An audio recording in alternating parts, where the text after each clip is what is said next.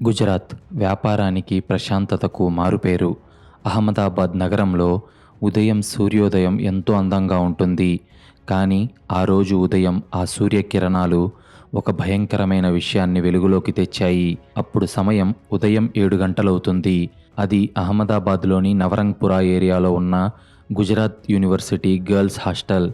హాస్టల్లోని room number 304లో అనన్య అనే 21 ఏళ్ల అమ్మాయి ఫ్యాన్కి ఉరేసుకొని ప్రాణం లేకుండా వేలాడుతుంది.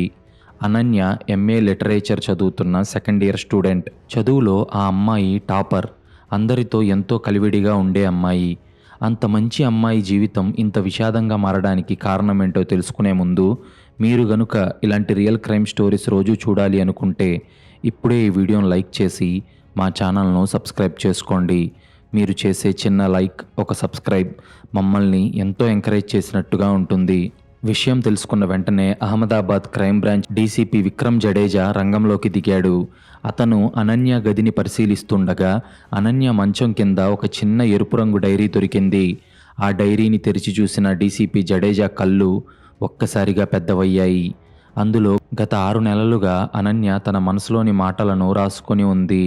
కానీ ఆఖరి పేజీలో రాసి ఉన్నది పోలీసులని సైతం ఉలిక్కిపడేలా చేసింది. అసలు అందులో ఏం రాసి ఉందంటే, ఆయన నాకు గురువు, కానీ ఆయన చూపులో కామం ఉంది. మా ప్రొఫెసర్ దేవేంద్ర గారు నన్ను బెదిరిస్తున్నారు. ఆయన అడిగినట్టు లొంగకపోతే, ఆయన కోరుకునే సుఖం ఇవ్వకపోతే నా కెరియర్ నాశనం చేస్తానంటున్నారు. నా మీద ఆయన ఇప్పటికే ఎన్నోసార్లు అఘాయిత్యం కూడా చేశారు. ఎవరికైనా చెప్తే నా ఫ్యామిలీని చంపేస్తానన్నారు. నేను ఆయన పెట్టే నరకం తట్టుకోలేకపోతున్నాను. నా చావుకి ఆ ప్రొఫెసరే కారణం అని రాసి ఉండడం చూసి డీసీపీ విక్రమ్ జడేజా కోపం కట్టలు తెంచుకుంది. గుజరాత్ మొత్తం ఈ వార్తతో దద్దరిల్లిపోయింది. ప్రొఫెసర్ దేవేంద్రకి 42 ఏళ్ల వయసు ఉంటుంది. నగరంలోనే అత్యంత గౌరవప్రదమైన వ్యక్తి మరియు ప్రముఖ రచయిత. ఆయన భార్య పేరు మీరా. ఆమెకు 35 ఏళ్ల వయసు ఉంటుంది. ఆమె అహ్మదాబాద్లోనే పెద్ద పేరున్న ఆర్ట్ క్యూరేటర్, అనగా పెయింటింగ్ ఎగ్జిబిషన్స్ నిర్వహించే వ్యక్తి. పోలీసులు నేరుగా దేవేంద్ర ఇంటికి వెళ్ళి అందరి ముందే అతనికి బేడీలు వేశారు. అదంతా చూసి షాక్ అయిన దేవేంద్ర, నేనేం చేయలేదు సార్, అనన్య నా కూతురు లాంటిది, తను చాలా బ్రిలియంట్ స్టూడెంట్ అని మొత్తుకున్నాడు. కానీ పోలీసులు అదేం వినలేదు. ఆ డైరీలో ఉన్న అక్షరాలు అతన్ని హంతకుడిగా ముద్ర వేశాయి. అసలు పాఠాలు చెప్పే ఏ గురువు అయినా ఇలాంటి నీచానికి ఒడిగడతాడా అని దేవేంద్రను సమాజం చీకొట్టింది. దేవేంద్ర సబర్మతి సెంట్రల్ జైల్లో ఒక చీకటి గదిలో కూర్చొని ఉన్నాడు. అతను కష్టపడి నిర్మించుకున్న అతని ప్రపంచమంతా కుప్పకూలిపోయింది. ఎందుకంటే దేవేంద్ర స్వతహాగానే కోటీశ్వరుడు. అయినా తన ప్యాషన్ కొద్దీ ఒక ప్రొఫెసర్గా పనిచేస్తున్నాడు. అలా ప్రొఫెసర్గా పనిచేసి ఇన్నాళ్ళు తను సంపాదించుకున్న గౌరవమంతా ఈ ఒక్క కేసుతో పోయింది అని అతను జైల్లో కుమిలిపోతున్నాడు. బయట మీడియా ట్రయల్ నడుస్తుంది. ఇక యూనివర్సిటీ ఏమో అతన్ని ప్రొఫెసర్గా తీసేసింది. వీటన్నింటికంటే ఘోరం ఏంటంటే, అతని భార్య మీరా ఏడుస్తూ మీడియా ముందుకు వచ్చి, నా భర్త ఇంతటి నీచుడు, ఒక రాక్షసుడు అని నేను కలలో కూడా అనుకోలేదు. ఆ అమ్మాయి డైరీ చదివాక నా కాళ్ళు చేతులు వణికిపోయాయి.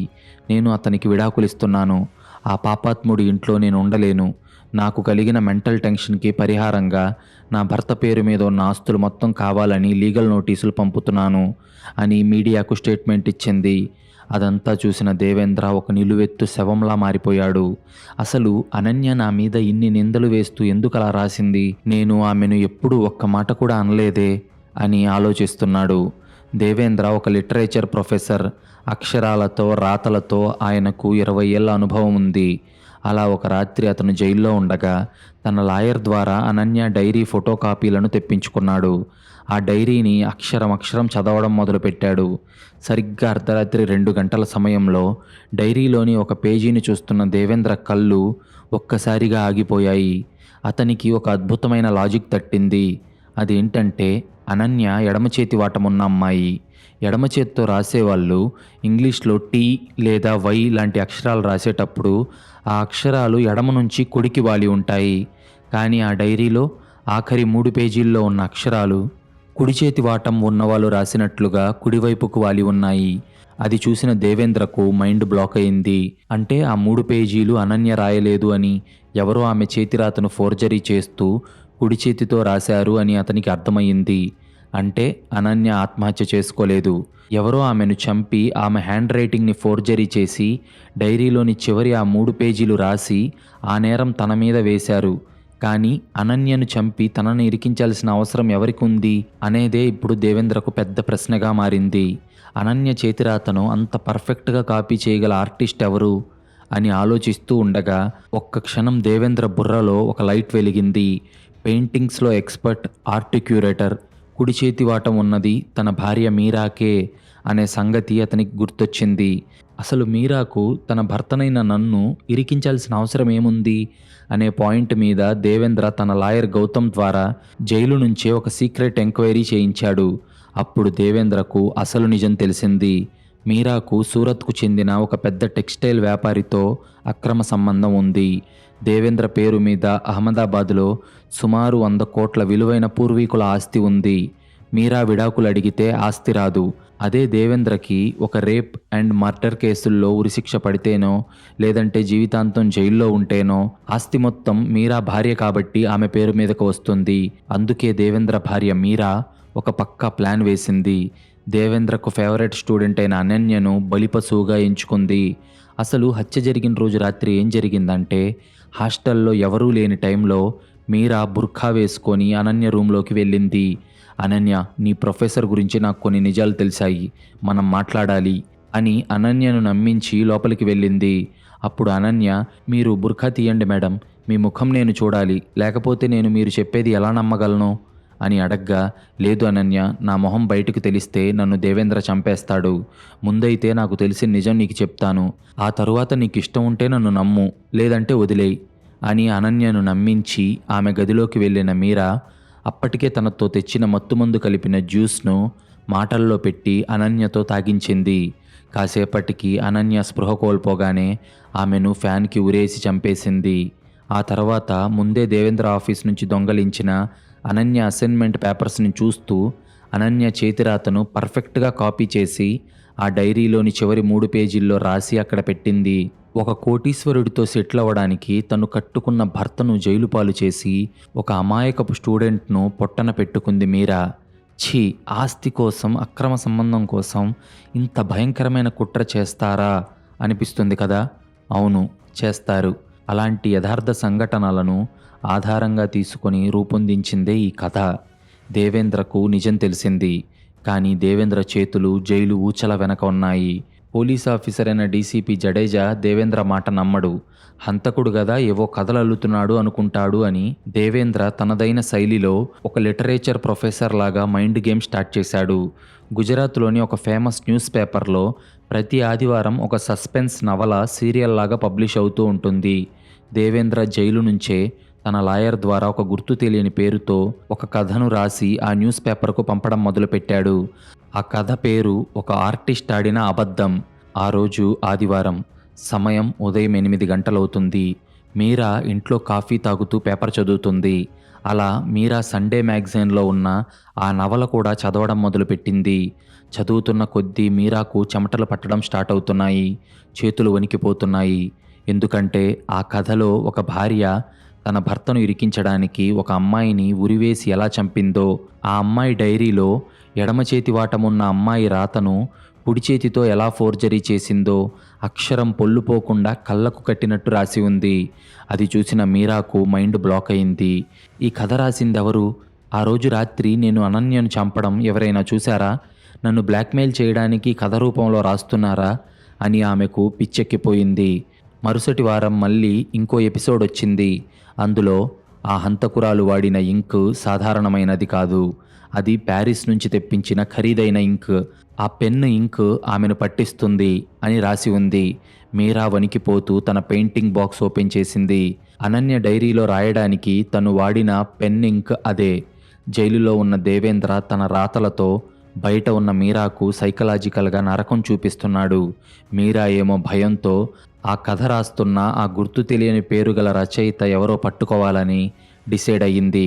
ఆమె ఒక ప్రైవేట్ డిటెక్టివ్ ద్వారా ఆమె ఆ పత్రికా ఆఫీస్కు వెళ్ళి ఆ రచయిత ఎవరో కనుక్కోవడానికి ట్రై చేసింది.